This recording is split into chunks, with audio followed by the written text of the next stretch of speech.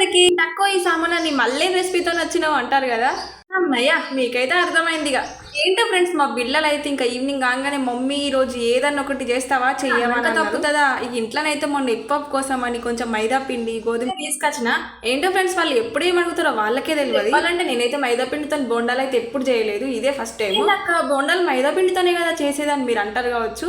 మైదా పిండితోనే, కానీ నేనైతే ఎప్పుడు గోధుమ పిండితోనే చేస్తా. అంత మంచిది కాదు కదా మైదా. ఇక ఎలాగో ఇంట్లోనైతే ఉంది కదా చేద్దామని చెప్పి ఫస్ట్ టైం చేసిన. ఇంకా కొంచెం గోధుమ పిండి కూడా ఉండే, అది కూడా మిక్స్ చేసిన. ఎట్లా డిఫరెంట్గా అయితే కొంచెం డిఫరెంట్గా ఉంటుంది కదా అనేది ఎక్కువ ఆలోచిస్తానట్టు, అతి తెలివి అన్నట్టు. నాకైతే బోండాలు మస్తు ఇష్టం. బయటకి ఎక్కడికన్నా వెళ్ళినప్పుడు టిఫిన్ చేయాలంటే ఫస్ట్ నేను చేసేది అయితే ఇంకా బోండా పల్లి చట్నీ. సో మస్తు ఉంటుంది కాంబినేషన్. ఏమనిపించిందంటే గోధుమ పిండితో చేసినప్పుడే మంచిగా వంగినాయి అనిపించింది. అయితే చిట్టి బోండాలు అయితే రెడీ అయిపోయినాయి ఫ్రెండ్స్. టేస్ట్ అయితే సూపర్ ఉంది. మీరు కూడా ఇట్లా ట్రై చేస్తారు ఫ్రెండ్స్. కామెంట్ చేయరు, నచ్చితే లైక్ చేయరు.